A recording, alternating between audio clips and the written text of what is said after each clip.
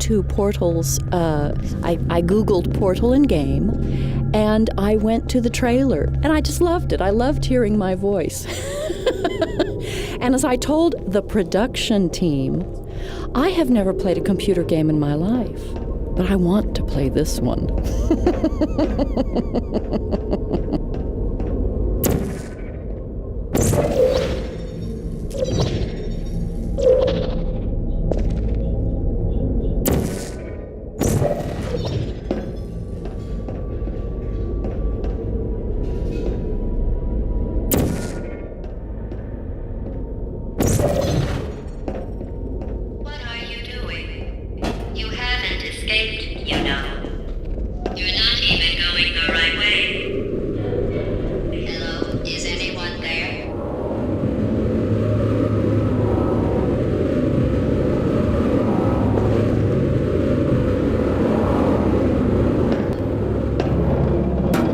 Okay, the test is over now. You win. Go back to the recovery annex for your cake. It was a fun test, and we're all impressed at how much you won. The test is over. Come back.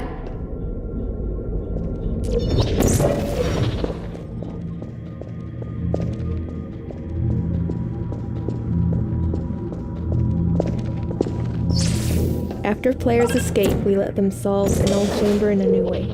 This reintroduction of a familiar space, which can now be solved in an incorrect way, helps convey the sense that players are cheating the system while forging their own path through the facility. Uh-oh, somebody caught the case. I told them to wait for you, but they can't get anywhere. There is still some left if you hurry back.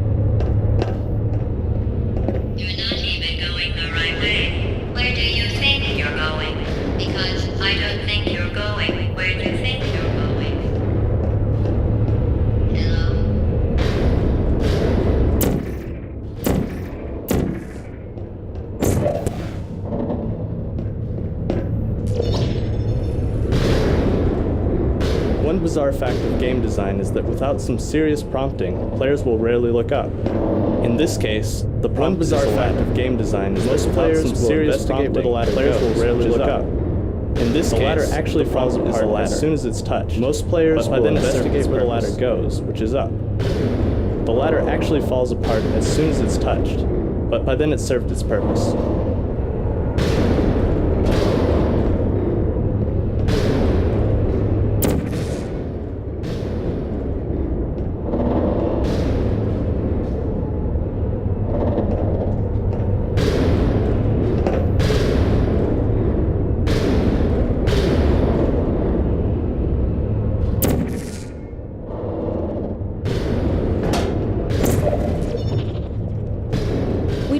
host escape levels to give players brief glimpses of the inner workings of the Enrichment Center. This particular area exposes part of the storage cube distribution system. These little vignettes help make this section of the game visually distinct from the testing chambers, while reinforcing the idea that players are now behind the scenes. Through playtesting, we discovered that fatigue set in if we didn't break up the more complicated, deliberately paced puzzles with problems that required the player to perform a much simpler task under time pressure. These pistons proved to be a good foundation for that simpler type of puzzle. Because they feature a moving surface, they also gave us an opportunity to employ some unusual portal transitions, such as ceiling to ceiling. Didn't we have some fun?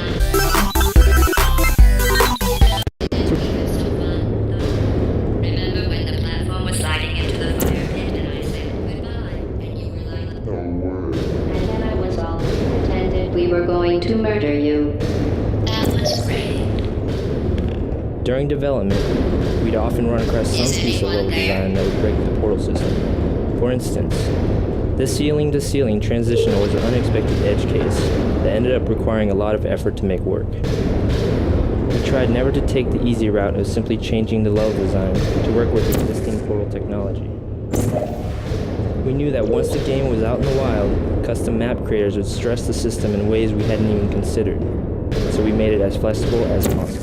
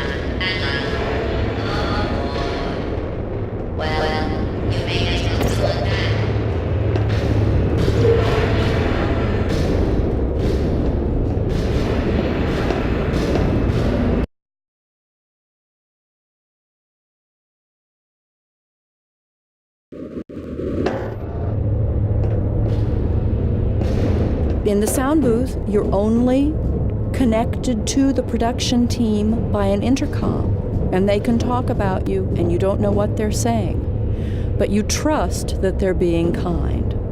And, you know, they'll push a button and then they'll say something to me. They'll say, a direction. No, that wasn't right. Do it again. Give us 3 more reads. And a lot of times what happens is they would play the computer-generated sound for me on one line, and then I'm supposed to recreate that 3 times with the director saying, okay, well, you know, more sarcastic or more angry or more irritated. So you stand in the booth hour after hour after hour. They're always very nice. They let you have water in here and maybe a pencil to take a few notes. And of course you want it to be interesting because you want them to hire you again.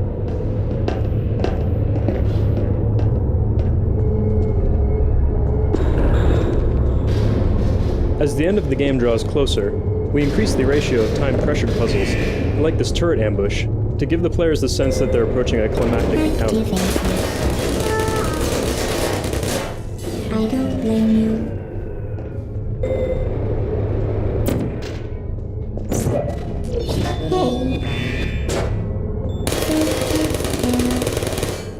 No hard feelings.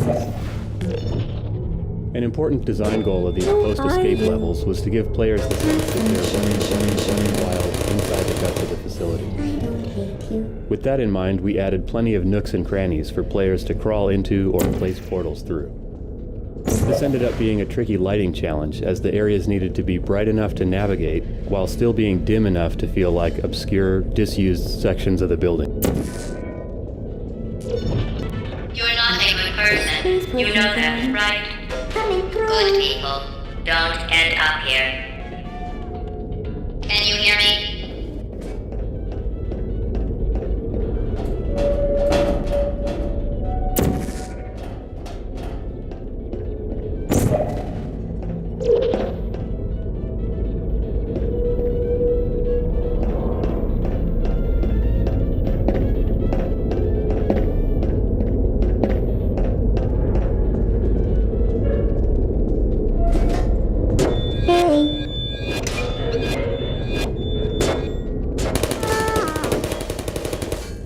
No hard feelings.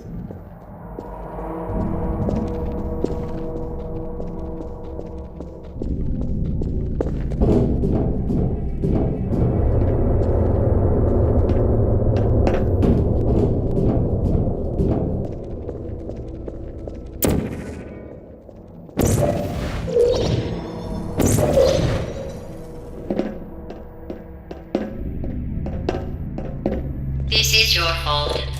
It didn't have to be like this. I'm not kidding now. Turn back or I will kill you. Sarcasm. I'm going to That is kill just you. sarcastic. And all the cake is gone. And that's so You much don't fun. even But care. while I was trying to do do you? this, trying to build This in is all your last chance. these sarcasm. GLaDOS is sarcastic a lot. And that's so much fun. But while I was trying to do this, trying to build in all these emotions, I still had to maintain the computer sound and maintain the pronunciation of repeated phrases. You know, aperture science and the enrichment center.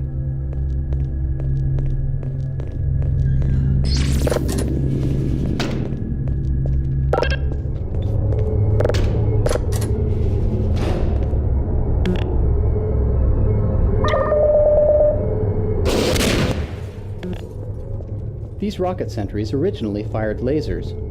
We switched from lasers to rockets after we introduced the glass breaking mechanic, mainly because glass shattering in a massive rocket explosion turned out to be a lot more satisfying than glass just slowly being melted by a laser.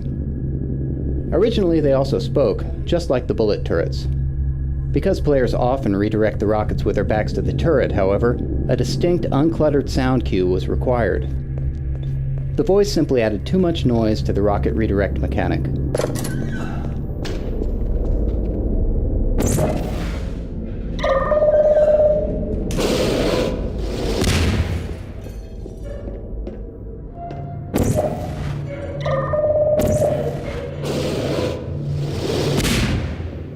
Breaking this tube gives players a chance to test out their newly trained rocket redirecting and glass breaking skills in a slightly different context, which helps cement the training.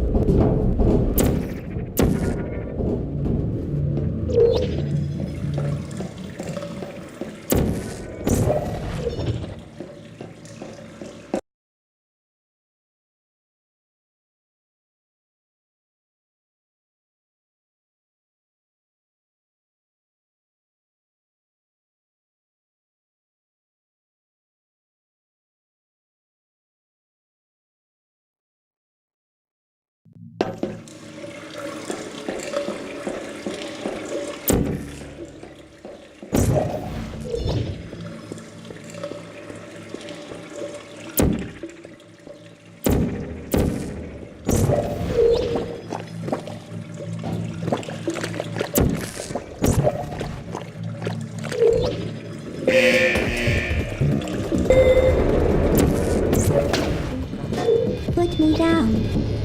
Snack function. Uh-oh. Safety. Activate.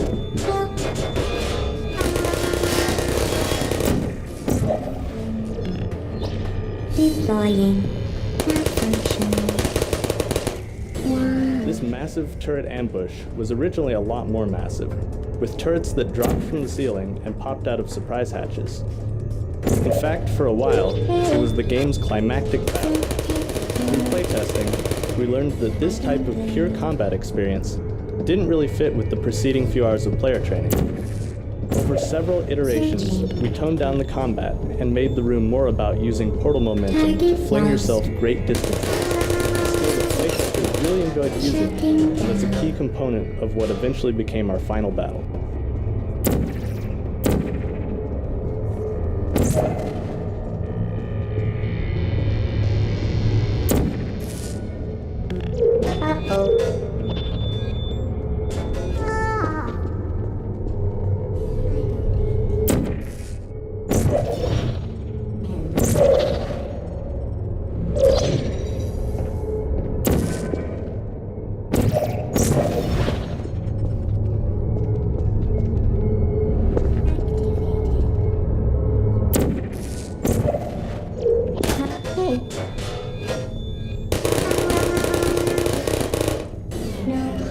Feelings.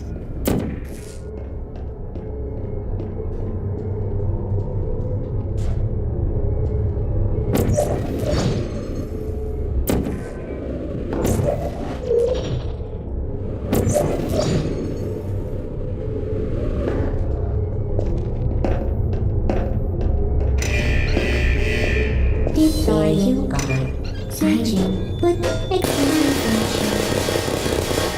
Critical error. Target lost. Help. Please put me down. Why?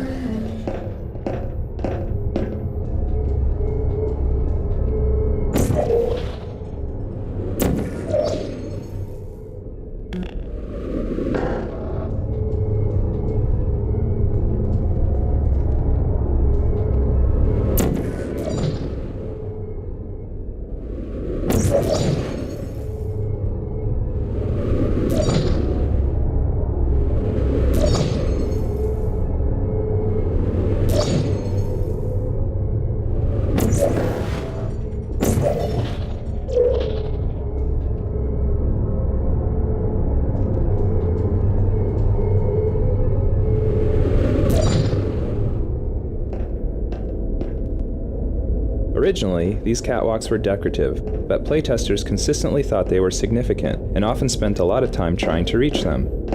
We didn't want to stand between people and their desire to walk on the catwalks, so we redesigned the area to make catwalks not only accessible, but also necessary to proceed.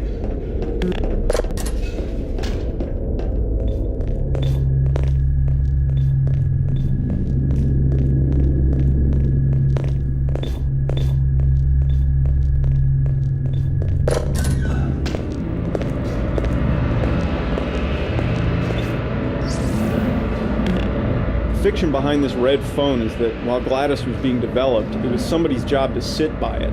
And if it ever looked like the AI was becoming sentient and godlike, that person would pick up the phone and call somebody to come help. In the point in time where the actual game takes place, it's become obvious that the Aperture Science red phone plan didn't 100% work out. GLaDOS, the rogue disk operating system that now runs Aperture Science, went through a bunch of design iterations. Early versions included a floating brain, a sprawling spidery mechanism, and an upside-down version of Botticelli's Rise of Venus built out of robot parts and wire.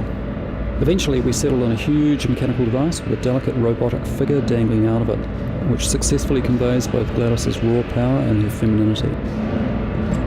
Well, you found me. Congratulations. Was it worth it? Because despite your violent behavior, the only thing you've managed to break so far is my heart. Maybe you could settle for that, and we'll just call it a day. I guess we both know that isn't going to happen. You chose this path. Now I have a surprise for you. Deploying surprise in 5, 4...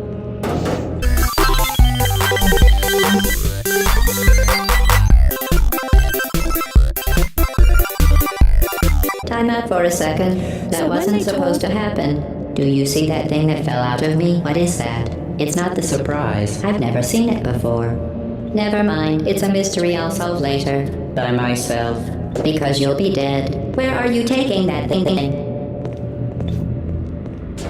I wouldn't bother with that thing. My guess is that touching it will just make your life even worse, somehow. So when they told me that there was going to be a song at the end... I don't want to tell you your business, but if it were me, I'd leave that thing alone.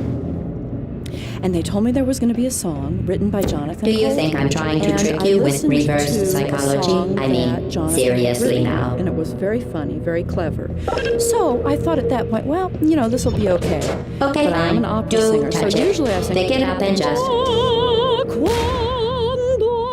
You're kidding me. Did you just set that aperture science thing, we don't know what it does, into an aperture science emergency intelligence incinerator? That has got to be the dumbest thing that... Whoa. Of the song, and I listened to it with Jonathan singing it. But I figured out what that thing you just incinerated and, at home, as I practiced it was a morality core they installed after I flooded the enrichment center with a deadly neurotoxin to make me stop flooding the enrichment center with a deadly neurotoxin. So get comfortable while I warm up the neurotoxin emitters. Until people try to come in and murder her. Huh. So of course that core may have had some ancillary responsibilities. I can't shut off the turret defenses. Oh well. If you want my advice, you should just lie down in front of a rocket. Drop pen, and then put neurotoxin, and be able to serve it to my friends. All right. Keep doing whatever it is you think you're doing. Killing you and giving you good advice aren't mutually exclusive. The rocket really is the way to go. That thing you burned up isn't important to me.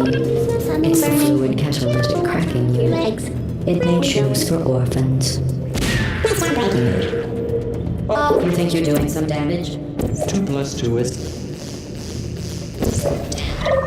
In base 4, I'm fine. I let you survive this long because I was curious about your behavior. Well, you've managed to destroy that part of me. Unfortunately. Can't get the neurotoxin into your head any faster. I'd just like to point out that you were given every opportunity to succeed. There was even going to be a party for you. A big party that all your friends were invited to. I invited your best friend, the companion cube. Of course, he couldn't come because you murdered him. All your other friends couldn't come either because you don't have any other friends, because of how unlikable you are. It says so right here in your personnel file. Unlikable. Liked by no. Unlikable. Neurotoxin. So deadly. Joking. Kidding. Deadly was in massive sarcasm quotes. I could take a bath in this stuff, put it on cereal, rub it right into my eyes. Honestly, it's not deadly at all. To me. You, on the other hand, are going to find its deadliness a lot less funny. Who's gonna make the cake when I'm gone? You.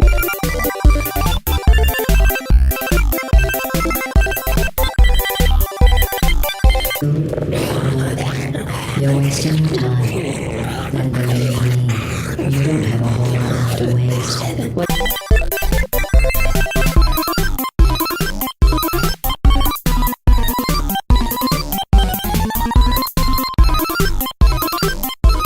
Point anyway. Survival. Well then, the last thing you want to do is hurt me. I have your brain scanned and permanently backed up in case something terrible happens to you. which it's just about to. Don't believe me? Here, I'll put you on. That's you. That's how dumb you sound. Wrong. Single thing. You're not smart. You're not a scientist. You're not a doctor. You're not even a full-time employee. Where did your life go so wrong? Are you trying to escape? Things have changed since I came to the door. I found my favorite motivation back in me. I will talk about the plans. I'm going to find my friends. I'm going to find you.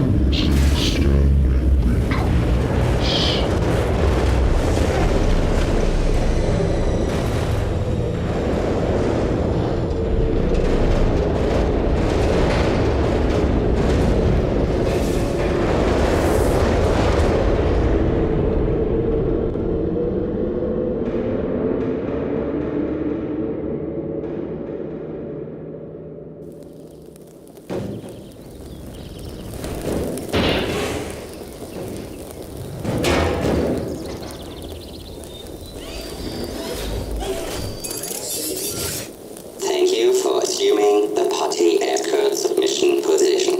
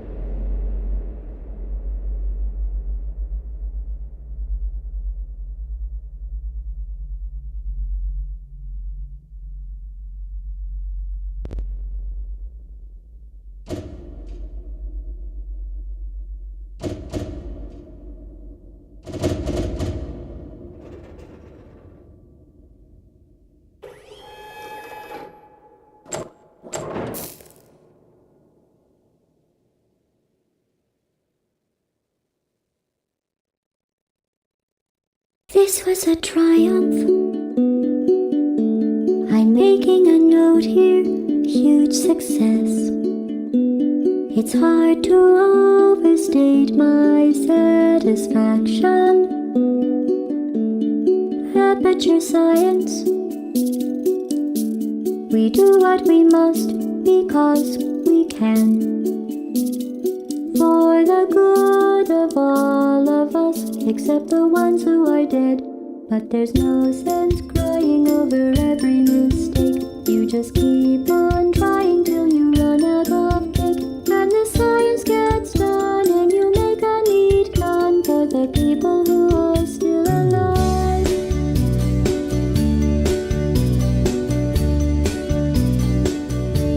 I'm not even angry. I'm being so sincere right now. Even though you broke my heart and killed me and tore me to pieces and threw every piece into a fire. As they burned, it hurt because I was so happy for you. Now these points of data make a beautiful line, and we're out of data, we're releasing on time. So I'm glad I got burned. Think of all the things we learned for the people who are still alive.